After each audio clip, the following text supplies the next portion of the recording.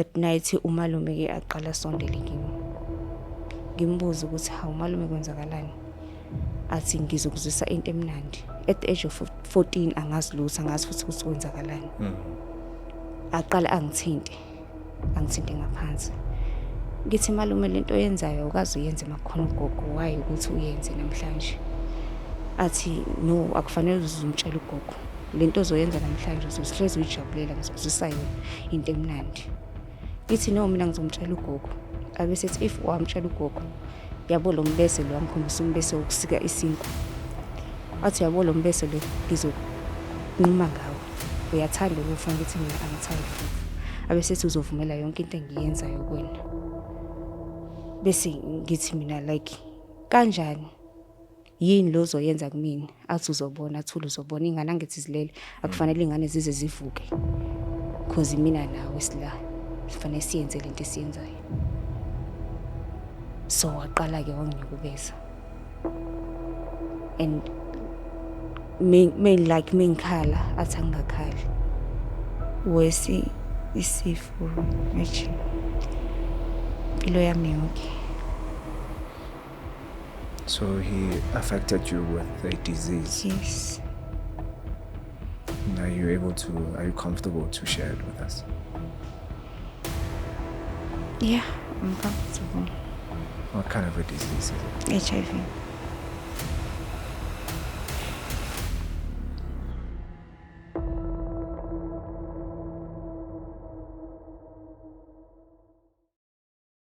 Hi sis, how are you? Ngiyaphila unjani? Ngiyaphila. Ngiyaphila nami.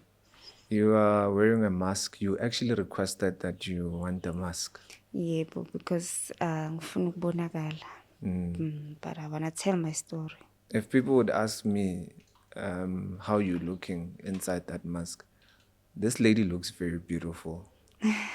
She looks very beautiful. I've been trying to convince her not to wear the mask, but she still insisted that she wants to wear the mask. I would really wish for the viewers to see the pretty face that you have.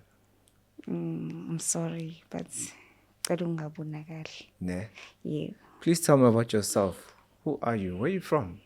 Okay, igama lami nguSimphiwe okamkhisi. Ngisuka eDurban. I'm here in Johannesburg ngomsebenzi. Because ngi-apply umsebenzi, ngifuna umsebenzi, but sokwamanje akaqhamuki lutho. And I was studying, angisalindile ke. Ngiyafesa lapha nalapha. Yeah, you said you grew up in KZN. Yes, ngikhulele eKZN. Where in KZN? Umlazi. Umlazi. Yes. Ngikhulele eMlazi. But ngagcina sengihlala emakhaya. Okay. Ngesimo sokuthi kushone umama because bengihlala nobaba nomama.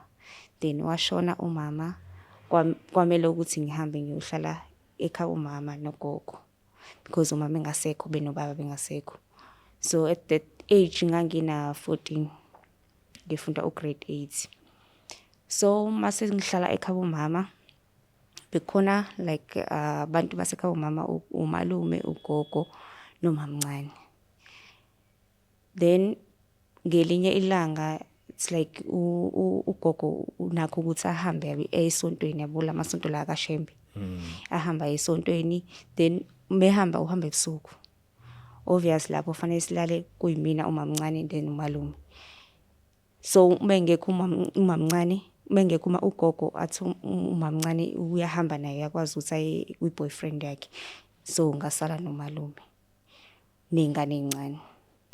So ebusuku ke angithi emakhaya kulala erondweni yabo izindlu lezi zo round. Kulalwa endaweni eyi1, kudlalwa iziphontshi, silale lapho. So besilala sonke. So akekho ugogo, akekho umamncane. Kukhona umalume imina nengane encane. That night umalume ke aqala sondele kimi. Ngimbuza ukuthi hawu malume kwenzakalani? Athi ngizokuzwisa into emnandi. At the age of 14 angazi lutho, angazi futhi ukuthi kwenzakalani. Aqala angithinte ngaphansi. Ngithi malume lento oyenzayo ukazi uyenze makhona ugogo, why ukuthi uyenze namhlanje? Athi no, akufanele uzumtshela ugogo. lento ozoyenza namhlanje uzosihlezi uyijabulela ngizokuzisa yona into emnandi. Ngithi no mina ngizomtshela ugogo. Abese ethi if wamtshela ugogo, yabo lo mbese lo angikhombisa umbese wokusika isinkwa. Athi yabo lo mbese lo ngizokunquma ngawo. Uyathanda ukufa? Ngithi mina angithandi ukufa. Abese ethi uzovumela yonke into engiyenzayo kuwena. Bese ngithi mina like kanjani? Yini lo zoyenza kumina? Athi uzobona, athula uzobona ingane angithi zilele akufanele ingane zize zivuke. Because mina nawe sila sifanele siyenze lento esiyenzayo. So waqala ke wanginyukubeza. And me like mengikhala athi angingakhali.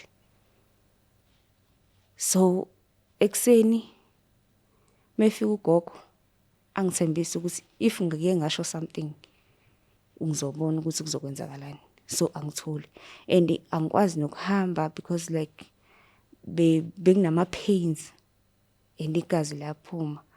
So ngingazi ukuthi ngizomtshela kanjani ugogo noma mncane ngizomtshela kanjani because ihlala sonke la. But nje like uku-acta kwami kwaqala lapho ukuthi ngi-acte njengomntwana ohlukile nami ngisazizwa njengomntwana ofana nabanye abantwana because khona into eyenzekile engakwazi nokuthi ngiyixoxe because ngiyasaba ukuthi if ngiyixoxe umalume uzongibulala. So waluka eqhubeka eyenza lento le kwaze kwawukuthi ngifunda umatric. Ila ngadecide khona ukuthi mase sengifunda umatric ngihambe ngize eThekwini ngibuyele back sengikwazi ukuthi ngiyimele. Ngathola iboyfriend ke lapho ke yona ngafike ngahlala naye. And wesiphathi sengisukile lapho ngathola ukuthi nginesifo because egazini ngase ngingekho right egazini nginciphile. And ugogo like yena bethatha ngokuthi like mina sengiqomile kanti akazi ukuthi lento isuka kephi. Angithethise athi ngithanda amadoda yonke leyo nto because like esontweni lakaShembe mesiya behlolo ayitshela ukuthi mina engenze into ngoba ngithanda kanti akazi ukuthi angiyenzanga ngoba ngithanda. So from lapho ngavela ngaba cut off bonke umndeni wasekhaya umama because ngathi mengithi ngizozama ukuthi ngibatshele kuzobonakala njengomuntu omubi mina. So ngabashiya kanjalo without ukuthi basazi istory sami. But uma mncane ngaye ngambeka esithombeni kwawukuthi yena akasekho ke manje yena useshonile. So manje sengiphila nje negciwane because of umalume wami. And usaphila ngifisa nokumbona. Tell me about your family. Obviously he only did it once, right? No, bekwenza iphindelela. At the age of 14 eqala ukwenza. So bekuthi uma egogo mengekho like esontweni lakaShemba ngithi khona lento ekuthiwa u14. Okay. Omama bayaya njalo ebusuku. And uma mncane bekuyisona sikhatha sitholayo ukuthi aphuma endodeni. So besala nami umalume. Bekwenza anytime. So he continued. Beluke kwenza nje kwenza like sengumfazi wakhe. Yes. And bese kuyinto okusho ukuthi mina like engijwayele ukuthi ngiyazi ukuthi uzoyenza. Crazy man. And okubhlungu like umuthi like uyazama ukukhuluma ubone ukuthi like kuzosidwa nalaba because umzali wakho akasekho umama wakho akasekho akho umuntu ozokukhulumela because ezinye izinto ozibonayo ukuthi uyafisa ukuthi uzisho kuvele kuthiwa like wena awuna say yabo isekhaya kubo uVS malume noma ngathi uyathanda ukusho wena uzobona ukuthi ngeke uzulalelwe because akusikhona ekhaya kini and uma wakhe akasekho umuntu ongakhulumela and akukho la ungaya khona. So ingakho ngaze ngadecide ukuthi like mengiqomela ingaba iyona ndlela engaphuma ngayo njengoba ngayiphumela ngaze ngabuya ngazala eThekwini. Before he started what he was doing to you for the first time, what kind of a person was he? Was he a respectful uncle? Was he a loving uncle? Or maybe there were signs there and there, but I would understand because you were 14-year-old, you wouldn't even know. Yeah, phela ngeke uzuzo understand umuntu umusayi kulo age. But uma kubuka like awazi phela ukuthi ukubukani mhlawumbe ungazi ukuthi ubuka ingane yasisi wakhe yabo. But mase sekwenzeka kanje sengicabanga yonke le story lesi kusho ukuthi yena webona intombi. And ecabanga ukuthi uzokwenza kanjani lokho and walithola ithuba lokuthi akwenze. And okubhlungu ugogo sakhona. I wish ukuthi bengakwazi ukuthi ngikhulume naye. I'm sorry about what happened to you. Ngiyabonga. How are you feeling now? Ngifila like yabo njengoba ngikhuluma ngifila like ngifila ngathi khona into esukayo kimi. But nje angikho right because lento le ihamba ikulandele. Ikulandela ngazi noma mhlambe ngakwazi ukuthi ngilande ifamily ikhulunywe. Ngelinye ilanga ngivele ngibonakale ikhulunywe isothwe because egcineni iyadinga ukuthi ngiqonde. It happened for how long? Since ngihlala ngifunda grade 8 ngaze ngahamba sengifunda grade 12. Since sonke leso sikhathi biyenzeka nje. 3-4 years. No? Yes, 5 years. 5 years. Yes. Because ngifike ngifunda grade 8 umama esanda kushona. It's so disgusting, man. Kakhulu. It's so disgusting. I don't want to lie to you. Angazi ukuthi why umalume would do such a thing to umshana wakhe. Like, why would you do such a thing, bruh? And phela uyazi ukuthi like if umzali engasekho Bakhona abafazi. ngenza out there. noma yini. Bakhona abafazi. Why can't you just look for a woman? I don't know. How old was he? Mina ngaleso yena Yeah. I think ngaleso sikhathi bekuma 20 something. 23, 24. He's sick, man. Wesi isifo imagine. Impilo yami yonke. So he affected you with a disease. Yes. Now are you comfortable to share it with us? Yeah, I'm comfortable. What kind of a disease is it? HIV.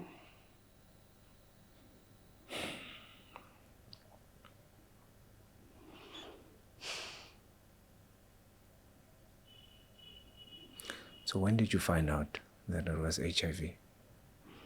Ngithole ngiqeda matric yes because bengingekho right nje emzimbeni. Yangimncane vele ngomzimba but nje khona la ubona khona ukuthi khona into engidlayo. Khona into engidlayo then ngihamba ngaye clinic kwathiwa positive. So kumele ngiqale i-treatment. Ngayiqala. And there wasn't anybody that you slept with, it was just him. Ube kuyena nje phela. I-boyfriend engalala nayo emva kwalokho bisiyasazi story because ngamchazela yonke into ukuthi ngiphuma entweni kanje. Wa understand. Did you confront him or uncle? I did but over the phone. What did he say? Wathi akayazi yena leyo nto. And wathi bani uzokubelieve ukuthi lento isho yiqiniso.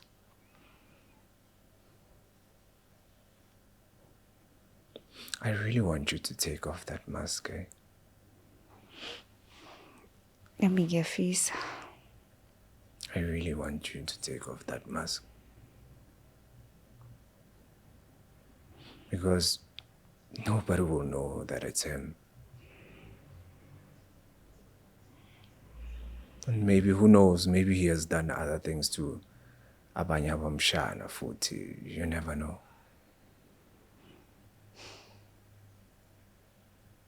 Umalumako almost destroyed your life. He has actually, because now you're drinking medication for the rest of your life. And like sometimes nje I feel like ngathi ngayiphuzela i-stress ngiphuzele because lento iyabuya nje ibuye. Even sometimes if like umuntu muzoya like ocansini naye ufeel like uyakuhlukumeza, ufeel ngathi uyakuhlukumeza because kubuya lokho akuhlukumeza okwenzeka before yabo. Yeah. So nje it's painful ngicabanga. Tell me about your mom. Where is she? Umama washona. When? Washona 2007. 2007. 7. Yes. And you were all left by yourself. Yeah, ngingedwa nje. How old are you now? Manje I'm 32. 32. Yes. This thing has been haunting you since you were 14-year-old. Yes. And manje I'm 32 years. Almost 20 years. Yes. Do you have kids? No, anginayo umntwana. I'm sorry, man.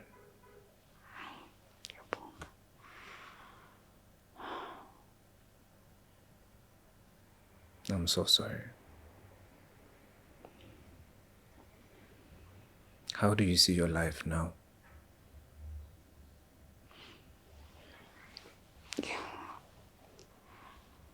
Ngicabanga ukuthi manje ukusuka la sengizokwazi ukuthi ngikhululeke.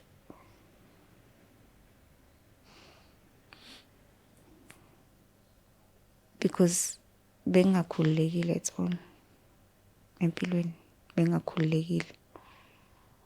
No nengikwenzayo like ngeke ngize ngiphumelele. I feel like ngeke ngize ngiphumelele ngisahluleki. Because wathatha yabo leyo ngathini isithunzi sami. Wathatha isithunzi sami asicekela phansi. Ngibona njenge failure entweni engizenzayo. And now, yeah? And ukukhuluma like njengoba ngikhuluma manje ngicabanga ukuthi kuzongenza ngibe right. Ngikhone nokuthi mhlawumbe ngikwazi nokuxoxela umunye umuntu. Because ukukhuluma kuyasiza sometimes. But bengakaze ngifile ukuthi ngishare nanombani. Angikaze ngifile nje beside i-boyfriend le ngahlangana naye. Because kwakumele ngimtshele ukuthi why ngisuka ekhaya because wabuza ukuthi why usuka ekhaya kini, why ungafuni ukubona abantu bakini. Ngamtshela ukuthi kwenze 1 no 2 no 3. What are you looking for? Are you looking for justice? Or are you looking for healing? I want to heal qala. Then bese ngithola justice.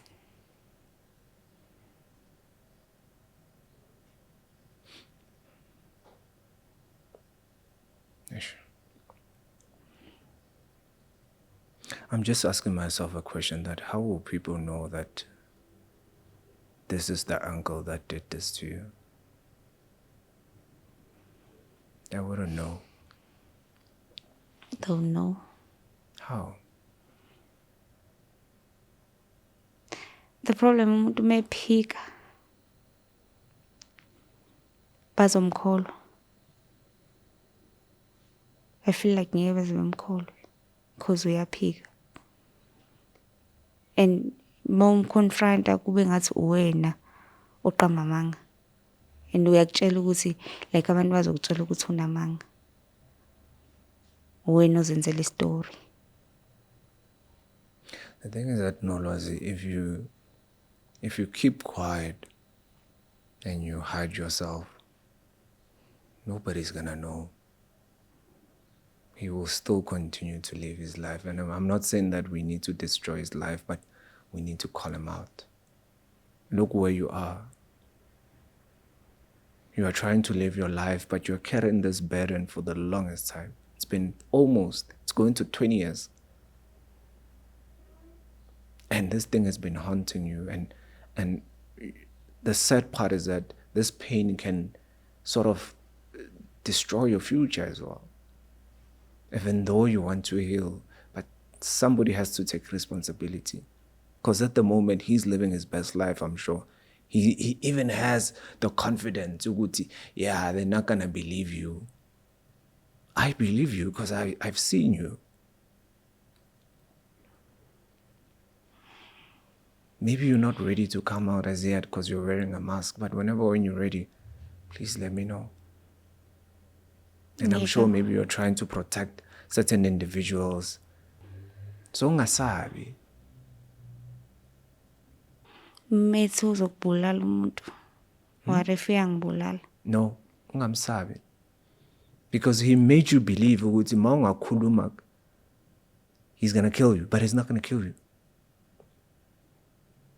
Now people will know. That's what they do. That's what perpetrators do.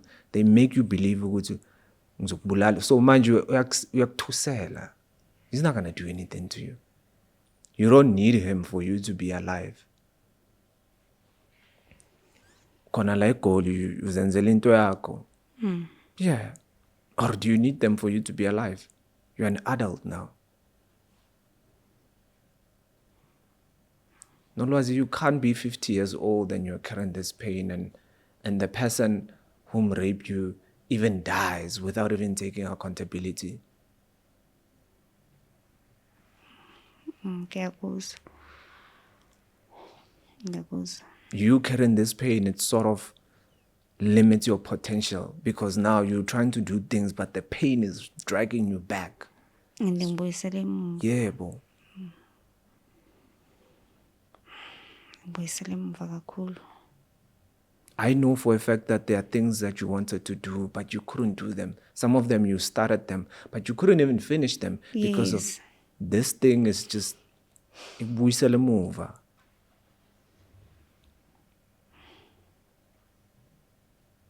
Maybe confronting him on the phone is not enough.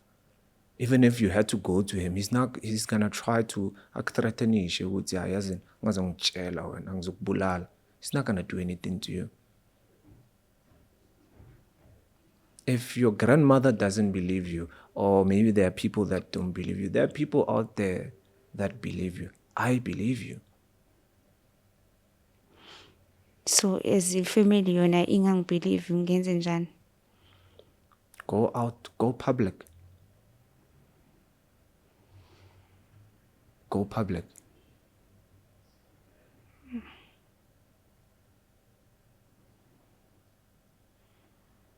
Go public. It doesn't mean that your life doesn't matter. It matters. You matter. You are here in this world for a valid reason. Not because of somebody to take away your life, to take away your destiny. No, it doesn't work like that. The reason why you requested for a mask is because of uyasaba. Yes, ngiyasaba ngifuna uqamba. Ngiyasaba. And esibindi sokuthi ngize lana angazi ukuthi ngisithathe because bengitshela ukuthi like ngizohlala nayo lento le. But at the same time ngiyafisa ukuthi ngikhulume. Ngimbuke naye emehlweni ukuthi lokho kwenza ucabangani. Why? He knows what he did to you. He knows very well. He knows the truth. Wesumuntu mase se pretender as if akayazi leyo nto. Like mina kushuthi ngiyahlanya mina. Ngokwakhe kushuthi ngiyahlanya. In the family mengase kuthiwa sengiyakusho lokho kuzothiwa mina nginamanga ngiyahlanya. Nami ngize ngiyibona ukuthi ngiyahlanya. Because sometimes ngize ngiyitshela ukuthi mhlawumbe mina onenkinga. You see? Because yena ungenze ngibe njalo. I feel bad.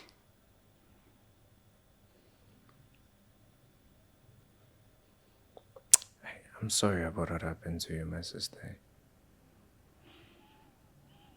I really think that people need to know who you are. Because the minute when people see your face, then they will know exactly who to khuluma ngobani. They will know exactly who to khuluma ngobani. So that uncomfortability that you are feeling, he will start getting it now.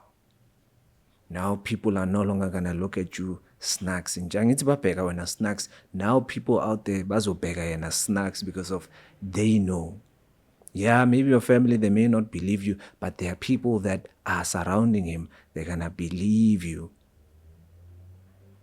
They're gonna believe you. You've been carrying this pain for almost 20 years. So him as well, he needs to feel this. And yena uyaphila like akwenzekanga lutho. Yep. Everything nje right kuyena. Impilo ihamba kahle. This thing mustn't happen, man. Like, no, people mustn't rape people and get away with it. Don't give them a chance. You're giving him a chance. Ungasifihli, girl. Ungasifihli. Don't give him a chance. People need to know. They need to know. It's like it's a family secret, nje. You know? No, it's a family secret. Your mom is no longer here, so now umelo hambe. Nobody's gonna know. No. And I just left. Because right now you sort of disown them. Ne? Yes. Why? Because I feel like wonke umuntu ungenzeka kabuhlungu. Ungenzeka kabi. Because kuningi akade kwenzeka beside lokho. Kuningi akade kwenzeka. So what are you gonna do? Ngifisa ukuthi ngimbone nje.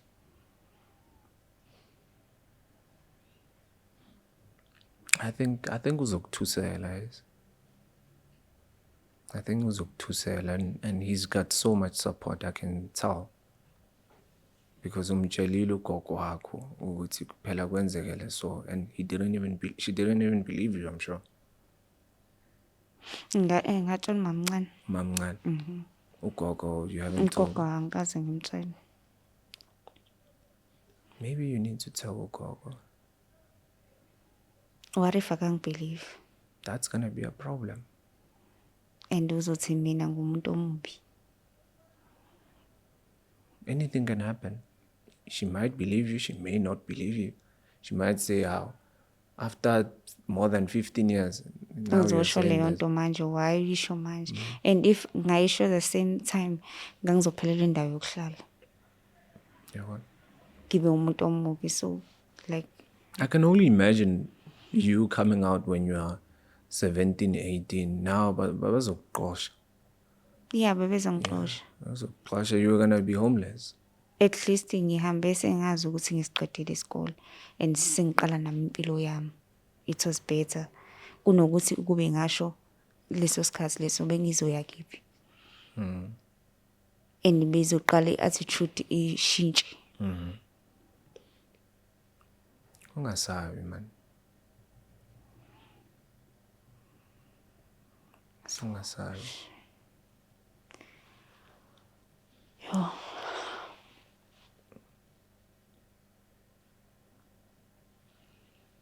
Ungasabi. I think your life matters. You are young.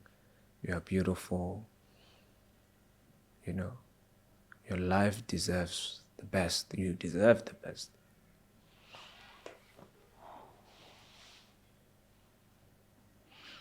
Now you need to live your life to the fullest. You need to get married one day. You need to have kids. Just because of your HIV positive doesn't mean that you're not going to have kids. You are going to have kids.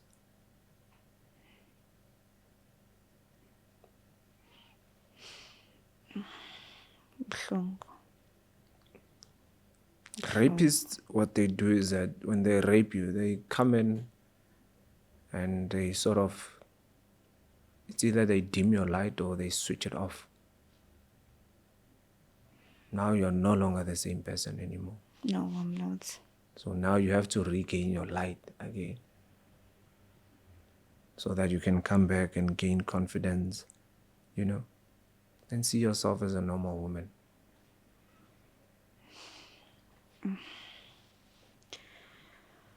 Because now kuningi, there's a lot that's happening in your mind. Awukhona nokulala sometimes. Angazi ukuthi kumele ngenze njani. Angazi ukuthi kumele ngenze njani. Kuphi right kumele ngikwenze. Kuphi ngamele ngikwenze. right now nje. What you need to do, Nolwazi, is to expose him. That's what you need to do. Yeah, it's gonna cause conflict and stuff like that. Yeah, uzokuthusela, but you still need to expose him. But what if ngibulala ngempela ke? No, he's not gonna kill you. Does he know where you stay now? Does he know? I don't think uyazi. He's not gonna do anything to you.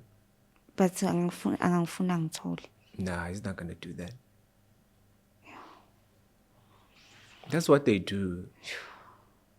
That's what they make you believe ukuthi uzokubulala. He's not gonna do that. Ngeke abulale umshana wakhe. If he But wanted to, ukwazile ukungirape mos. you see, if he wanted to do that, he was gonna do that a long time ago, knowing that at some point you're gonna speak the Ngithi truth. usuke efuna ukwenza lento afuna ukuyenza. Yeah. Not that he's not capable of doing that, but if he wanted to, he could have done that a long time ago, knowing that you're gonna expose him. But now he's so comfortable. Ukuthi, nah, even if you say anything, people are not gonna believe you. I'm not doing Yeah. anything. You're good. So even now, when you're wearing the mask, he's Uzobona probably ukuthi like, ngizomsaba. uyasaba, yeah. Or, uyasaba. Or maybe he may not see this. Ukuthi, uyasaba wena. And I understand why usaba, because this person is your uncle. Yeah, it's my first time ngikhuluma ngayo. Mhlambe mengiphinde ngikhuluma ngayo ngizobe sengingcono because I don't wanna lie ngiyasaba. Yeah, it's okay. Ngiyasaba kakhulu.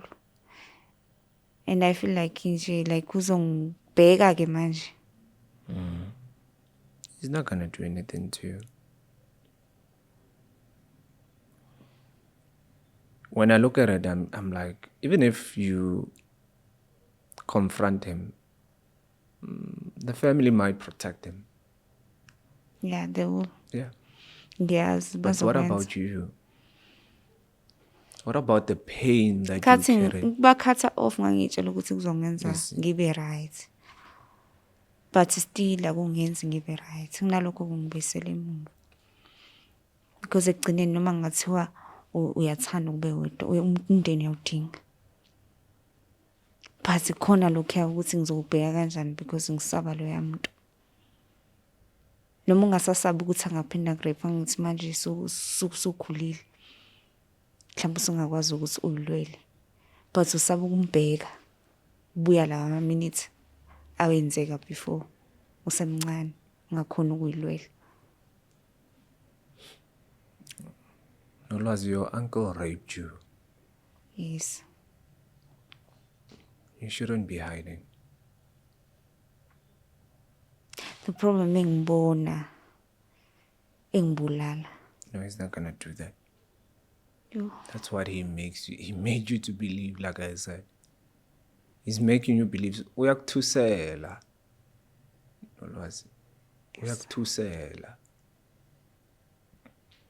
Ngiyasaba. You can go to the police station and open a protection order. You can even go to the police station and open a case of rape. Ukuthi umalumam raped me. A police station like I can open a You case can open- uvuleke. Yeah, bo. And he infected you with HIV. Kuna manje you're drinking medication every day and you're gonna drink it for the rest of your life. All because of your uncle.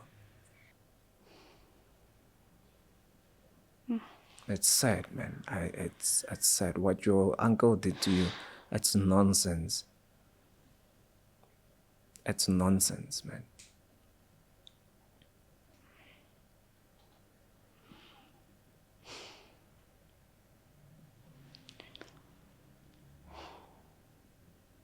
Nobody believes you now.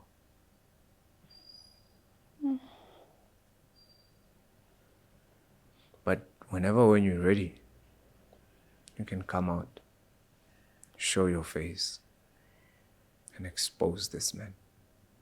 Why njengavele ngimqambe lamanga out of all abantu? No, there's no way. Why ngamenza You are lokho? 33. This thing happened when you were 14 years old.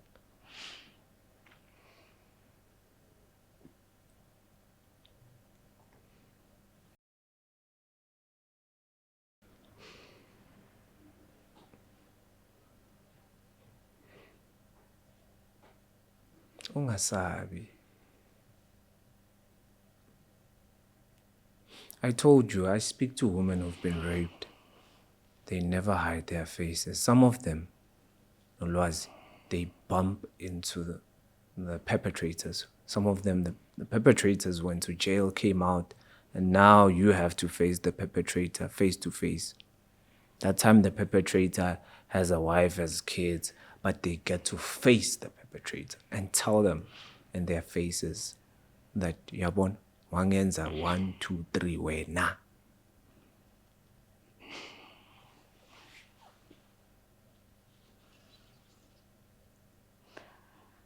So ungasabi.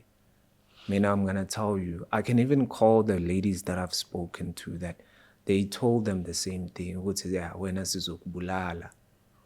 He knows ukuthi if he does that, he has so much to lose. There's no way that he's gonna do that. But he must know ukuthi he raped you. Not once, not twice, but more than 3 years. 5 years, as you mentioned. And then he must get away with it. Did he go to jail? No. So he's just gonna continue with his life and continue to be with other women like nothing happened while you suffer. Oh. You found out, you are 33, you found out that you are HIV positive after matric, wakula nje. Because of your uncle. He didn't even use protection. Wazibonela umfazi. Umshana wakhe. Shame on him, man.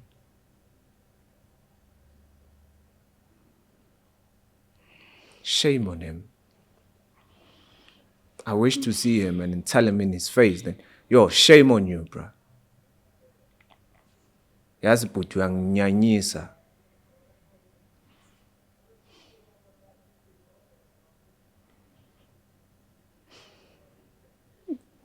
Yo.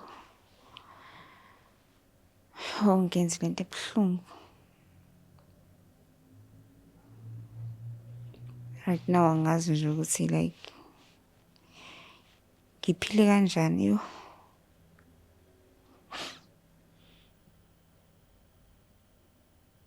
Impilo i-hard, very hard. Kunzima. I don't want you to go back home with the same pain. I'm so sorry. I don't want you to do that. I want you to go back home with a different person, as a different person. I want you to go back home knowing that there are people that are going to believe you. There are people that are not going to believe you. But most people are going to believe you. And I want you to know that nobody's going to do anything to you. This is some of the reasons why people cut off families, because of such things. Khona abanye abantu beningi, they were raped and they hid the secret under the carpet. Yeah, like kuthiwa nje into Yeah, like, egcina lapho. no, ungakhulumi ngayo. No, people can't know about this and all that. Okay, sharp. The man is going to continue and live his life, right? What about you? What about the trauma that you carry? Imagine carrying trauma for more than 10 years. No, Lwazi. Yo. Singenzi njani. Ngiyasaba. Mauye ekhaya, maybe you can go to the police station and open the case and explain to them. My worry is that they may not believe you because of this thing happened 14 years ago. Yazi amaphoyisa sometimes, ne? Now, like, abanandaba. Yeah. They don't care. Bazothi ubuthuleleni. Yeah. So, Yeah. So yeah, I'm so sorry about what happened to you. Siswa, it's sad.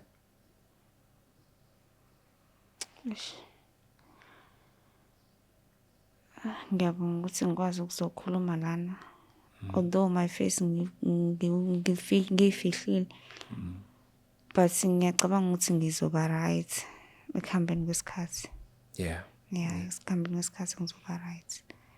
Whenever when you're Because ready. sekuyistep lesengisiqalile sokuthi ngikwazi ukuthi ngikhulume ngayo. Maybe ekuhambeni kwesikhathi ngizokhona ukuthi ngimelane nayo lento. Ngimface. Whenever when you're ready, you can come back and then we can see your face. Batshengisa abantu.